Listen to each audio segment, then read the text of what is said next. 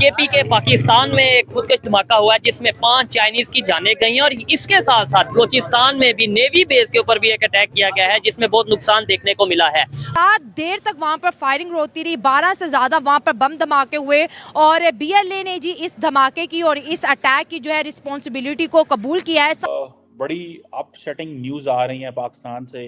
कहा जा रहा है कि 5 चाइनीज़ जो हैं वो मारे गए हैं। खैबर पख्तूनख्वा का एक इलाका है शांगला, वहाँ पे आने वाले वक्त में ये अटैक्स और होंगे क्योंकि हमने ना हर तरफ एक जंग का माहौल बना दिया है। जो करवा रहा है अमेरिका करवा रहा है, जो करवा रहा है इंडिया करवा रहा है। साथ साथ उन्होंने ये भी कहा है कि हमने जी पाक आर्मी के 12 से ज्यादा जो है जवानों को शहीद किया है और पाक आर्मी का ये कहना है कि कोई शहादतें नहीं हुई बल्कि उल्टा हमने जो है बीएलए के 6 बंदों को मारा है। चाइना हॉट टॉपिक नहीं है, चाइना को मैं डिस्कस करना भी नहीं चाहता। मैं तो चाइना मर गए तो इट्स नॉट अ मैटर। नहीं, 5 बंदे मरना छोटी बात है। देखिए आप पाकिस्तान कितने आए रोज हम लोग मर रहे हैं, उनकी आपको फिक्र नहीं है। पाकिस्तान के अंदर जो एक इलाका बलूचिस्तान का है वहाँ पे भी एक नेवल एयरबेस जो थी वहाँ पे भी हमला हुआ है। और अब इस वाकये के बाद चाइना भी हमसे नाराज दिखाई दे रहा है और अगर चाइना हमसे नाराज होता है तो चारों तरफ से हमारे नेबर हमसे नाराज होंगे। सवाल यहाँ पर ये पैदा होता है कि एयरबेस जो कि पहला कराची में है नंबर 1 और दूसरा जो है वो बलोचिस्तान में है, बीएलए दोबारा से सर उठा रही है और जो बलोचिस्तान में जो है ये जो दहशतगर्दी हमले हैं 200 दिन ब दिन बढ़ते चले जा रहे हैं। जब भी कुछ अटैक्स वगैरह होते हैं पाकिस्तान में कहा जाता है इंडिया मुलविस है, रॉ मुलविस है या फिर बाहर की साजिशें हैं। सवाल यहाँ पर ये पैदा होता है कि हमारी सिक्योरिटीज़ कहाँ हैं। पाकिस्तान से बहुत ही बुरी खबर आ रही है। एक और बुरी खबर अगर ये कहा जाए तो सही होगा। इसकी वजह यह है कि बीएलए के पाकिस्तान नेवल बेस पर हमले के चंद घंटों के बाद ही अब खबर ये आ रही है कि पाकिस्तान केपी के प्रोविंस में 6 चाइनीज इंजीनियर्स को एक खुदकुश धमाके में मार डाला गया है। तो 6 चाइनीज इंजीनियर्स एक खुदकुश धमाके में मारे गए हैं और चाइना की तरफ से एक डिमांड की गई है कि थॉरो इन्वेस्टिगेशन की जाए और देखा जाए कि क्या हुआ है। चाइना की तरफ से एक बड़ा सख्त रिएक्शन सामने आ रहा है जिसमें उनकी अथॉरिटीज़ ने एक डिमांड लॉन्च की है और उसमें पाकिस्तान की हुकूमत से ये कहा है कि ये वाकया कैसे हुआ, इसके पीछे कौन है और इसको जो है देखा जाए, थॉरो इन्वेस्टिगेशन की जाए। वैसे तो मैं इसके ऊपर ये कहूँगी कि इस सादगी पे कौन ना मर जाए ए खुदा। इसकी वजह यह है कि क्या चाइना ये नहीं जानता कि इस वाकये के पीछे कौन है? क्या चाइना को ये नहीं पता कि ये वाकया कैसे हुआ या कोई ये नया वाकया है? इसकी वजह ये है कि चाइनीज़ पर तो धमाके होना, उन पर अटैक होना, उनको टारगेट किया जाना ये कोई नई बात तो है नहीं। इसकी जिस जगह पर ये वाकया हुआ दासू डैम, क्योंकि ये चाइनीज़ इंजीनियर्स काम करते थे दासू डैम पर और वहीं पर अपने काम के लिए जा रहे थे कि जब एक खुदकुश मवाद था उस गाड़ी में या उस गाड़ी के अंदर खुदकुश बम्बार भी था, उसने आकर अपनी गाड़ी उनसे टकराई और उसके बाद वो 6 के 6 चाइनीज इंजीनियर्स और ड्राइवर समेत, ड्राइवर पाकिस्तानी था, वो सब के सब मारे गए। पिछले साल भी एग्जैक्टली जुलाई वगैरह के आसपास जो था वो 10 चाइनीज मारे गए थे, दासू डैम जा रहे थे और परखच्चे उड़ गए थे उनकी गाड़ियों के। उसके बाद पॉसिबली चाइना ने वो सारी की सारी गाड़ियां बंद कर दी, मतलब एक बार को काम बंद कर दिया, शायद फिर दोबारा से चालू किया, फिर दोबारा उड़ा दिया। 2 चीजें यहां क्लियर वर्ड्स में दिखाई देती हैं। पहला, वहां सिक्योरिटी एजेंसीज जो सिक्योरिटीज है वो इतनी कमजोर है कि वो चाइना, आपने, चलो ठीक है आप ही की बात को सही मानता हूं, चाइनीज आपके यहाँ मेहमान थे जो एक डेवलपमेंट प्रोजेक्ट के ऊपर काम कर रहे थे और आपकी जिम्मेदारी थी उस कंस्ट्रक्शन प्रोजेक्ट जो आपके वो जो चाइनीज वर्कर्स थे उनको बचाना, जो कि फेल हो गए। चंद ही घंटे हुए थे अभी तो खबरें सिर्फ वो पहले वाले हमले की आ रही थी जो बेले की तरफ से हमला किया गया, बलोचिस्तान लिबरेशन आर्मी की तरफ से जो हमला किया गया नेवल बेस पर।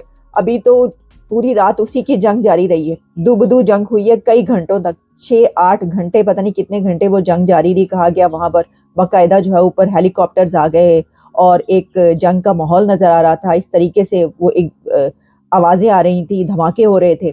तो कितने, अभी तो वो ही जारी था कि उसके बाद ये वाला हमला हो गया। और इसके ऊपर जो प्राइम मिनिस्टर शहबाज शरीफ वो फौरन पहुंचे वहाँ पर चाइनीज़ के पास, वहाँ पे एम्बेसी में, और उन्होंने उनसे जाहिर है कि क्या सॉलिडारिटी का इज़हार किया। मतलब इससे क्या हो जाएगा? मुझे ये समझ में नहीं आती कि फौरी तौर पर प्राइम मिनिस्टर के या किसी के पहुंचने से जो है, वैसे तो एम्बेसडर जाता होता है ऐसी सिचुएशन में पहुंचता है, लेकिन आपको पता ही शहबाज शरीफ साहब तो फौरी तौर पर, मतलब आप उनकी वो तो फिर जानते हैं एफिशिएंसी, उनका नहीं, वो सबसे पहले जो है वहाँ पर पहुंचेंगे, वो पहुंच गए। लेकिन वही एक सवाल कि इसका क्या किया जाएगा? अब अटैक्स के ऊपर अटैक हो रहे हैं। अब हो क्या रहा है कि जो BLA वाले हैं वो यहाँ पर दहशतगर्दी करते हैं और जाके सिस्तान में छुप जाते हैं, जो ईरान एरिया है। तहरीके तालिबान पाकिस्तान में दहशतगर्दी करते हैं और जाके अफगान तालिबान के हाथ छुप जाते हैं। तो इनका एक सपोर्ट भी तो नहीं मिल रहा ना। बॉर्डर के ऊपर इनकी आपस में दोस्तियाँ हो गई हैं और आर्मी कभी एक को पकड़े, जैसे अफगानिस्तान पर एक स्ट्राइक की, अफगानिस्तान भी गुस्से में आ गया, ईरान पे की, ईरान भी गुस्से में आ गया।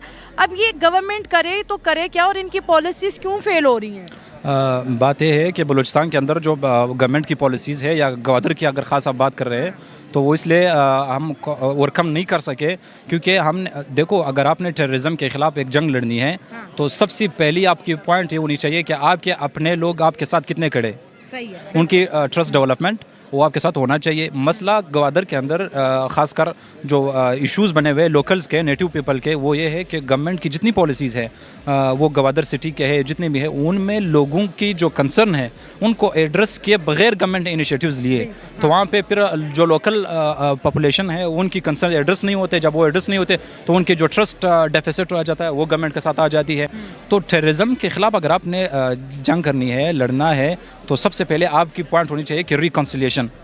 अब आप खुद बताए कि Baloch people they are angry, they are not in one platform, and by hook or by crook you can not reconcile them.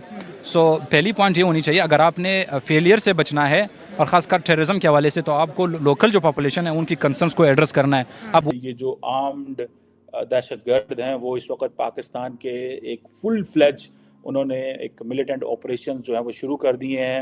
अगर आप देखें कि डिफरेंट किस्म के मिलिटेंट ग्रुप्स हैं जिनका पाकिस्तान को सामना करना पड़ता है। ये एक वो जिसे कहते हैं ना ग्रुप नहीं है।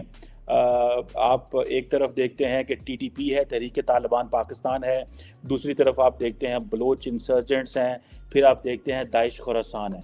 सो ये चीज़ें हमारे सामने हैं, और पाकिस्तान की जो काउंटर टेररिज्म की जो अप्रोच है वो कोई इतनी कॉम्प्रिहेंसिव नहीं है जितनी शायद होनी चाहिए। दूसरी तरफ आप अफ़गानिस्तान को देखें, वो कहते हैं जी हमने तहरीक तालिबान पाकिस्तान को हाथ ही नहीं लगाना, जो कि अफ़गानिस्तान से ऑपरेट कर रही है।